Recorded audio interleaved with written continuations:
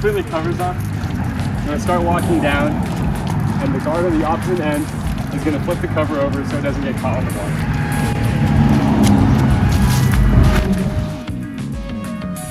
Alright. We're putting the covers back on. You want to take these white clips and put them on each other so they're connected.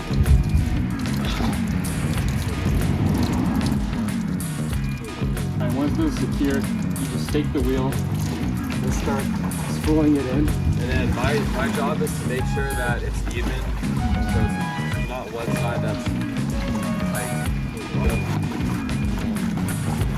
Line, I'm going to take the wrench, put on the hexagon part, and then just start to screw. About that much. Okay. In order to loosen the lane line, you want to make sure this red part is out of the way. Grab this button here and just push down on it. And when you hear that sound and you can feel that it's loose, you've loosened the lane line. After you've loosened the lane line on the block side of the pool, you simply just take this end and unhook it. Then on the lane line card, you first need to take the lane line card and move it towards the blocks.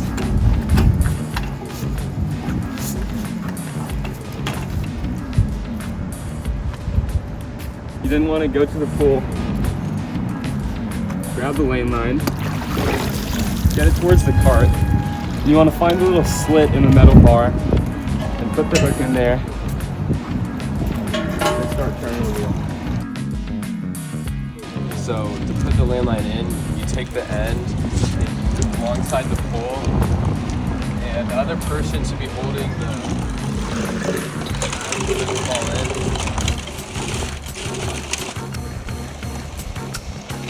Right before the clip comes off, I'm going to tell Kevin to stop. All right, Kevin, stop.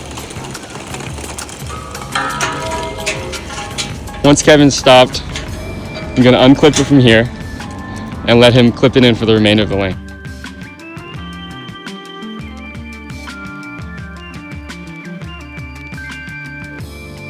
Okay, this is the guide to the office.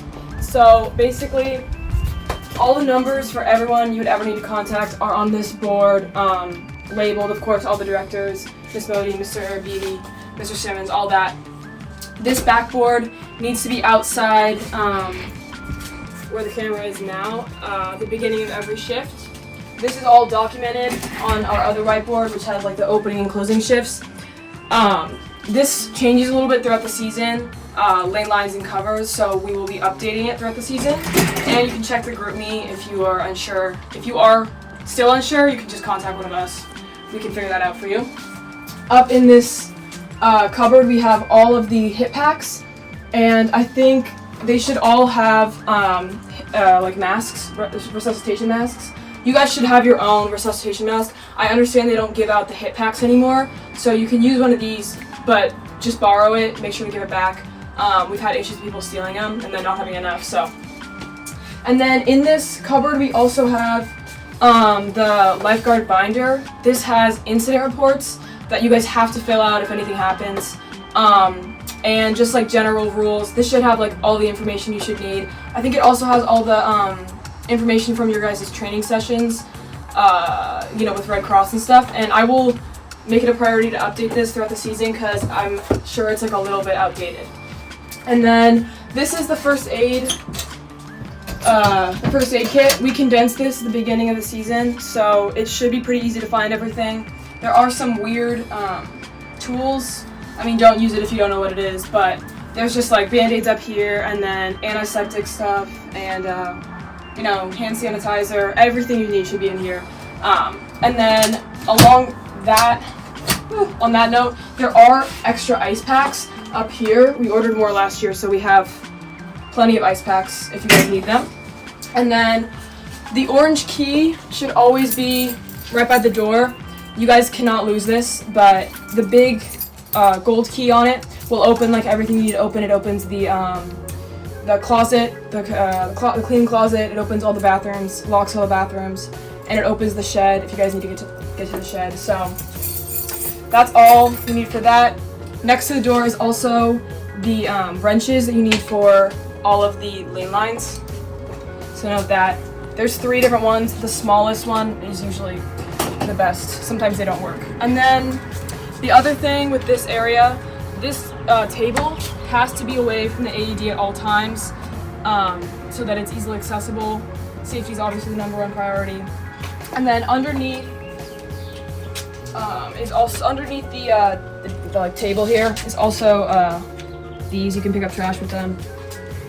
So those are there for all the guards. And then for the bathrooms should be tidy at all times.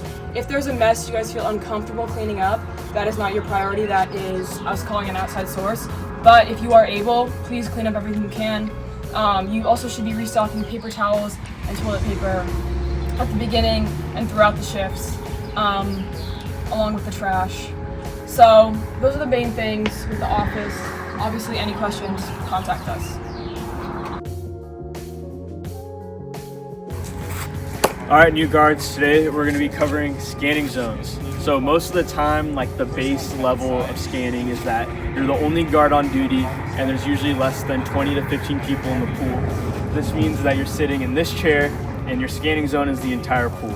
Now usually like that's not overwhelming and that's pretty simple, but the biggest thing to watch out for is the glare, because almost at every time of the day, because the sun comes over here, there'll always be some sort of glare. So that means that you need to be adjusting your positioning and always staying attentive. And the glare usually happens when you're here, it's somewhere over here, and then if you're up there, there's an even bigger glare across this area. So when there's 2 guards, that means that your scanning zone, if you're sitting here, is this area of the pool, and the guard over there has their scanning zone. So when deciding whether to have 1 guard or 2 guards up on the stand, it honestly just starts by deciding how comfortable you are. So my magic number is 22. I feel comfortable guarding up to 22 people with just me. But with some guards it might be like 15 or 16. So as you guys like work your shifts, decide what feels comfortable with you. Work a couple of shifts to see what's overwhelming or not. Because usually when you have that many people, that means that you're having to tell always people some things and you're gonna need a second guard. The biggest way for you, like you need to have, when you're the guard off duty, you really don't want to be in the office the whole time. We know that it gets hot and there's a fan there and the office is comfortable, but we're gonna start asking people to make sure they're sitting at that table and they're looking out and they're helping to watch the pool. That's because if there's an incident or you know that a guard is gonna need help, you're able to come quickly. And if you're the guard that's scanning on duty, you don't wanna ask for a signal or ask for help and the guard's missing in action, right? So that's important. Make sure if you're the other guard, you're sitting over there. And also that you're coming to your shifts prepared. To help with the glare, it's like you're always gonna need your sunglasses. And while we do have like the whistles in the office, you don't wanna be sharing. You don't wanna be sharing a whistle, exactly. And then you guys finished your certifications, right? So that means you guys got your CPR mask. Always come with your CPR mask, because while you may not probably have to use CPR, you always want to be prepared, because carrying CPR masks is bad for you. Hip packs, we have hip packs in the office, and that's what you need to be ready. And that's it for scanning. Yeah, it's mostly like you're gonna have to need to work a couple of shifts to really like apply what I'm saying, but that's the general gist. We're gonna move over here. Know about the orange key from Anna. You're gonna be using the orange key to unlock this maintenance cabinet. So you're gonna have to do this around 3 to 4 times a shift, and 90% of the time you're opening up this cabinet for these trash bags. And one of your rules when you're an off-duty guard is that you're checking the trash bins and you're replacing the trash. When there's a party or it's a Wednesday or Friday night, this is gonna happen a lot more frequently, so just make sure you're staying diligent with that. The second most common thing you're gonna open this for is restocking things in the bathroom. We do have a janitor that comes and does this, but if days are more busier, you may need to be checking the napkins, which Anna should have showed you how to open up the key. So yeah, that master key does unlock everything. It unlocks this, which is what you need for the trash bins. And here's a broom in case you need it. It's also the water heater for the shower, but we don't really need to touch that. The other thing the key unlocks is the snack shack, but we guarantee that you never need to open up the snack shack. And I can guarantee you that you will not be a Crossgates guard if you open up the snack shack, because it's a no-no. And yeah, that's it. So that's scanning in the closet.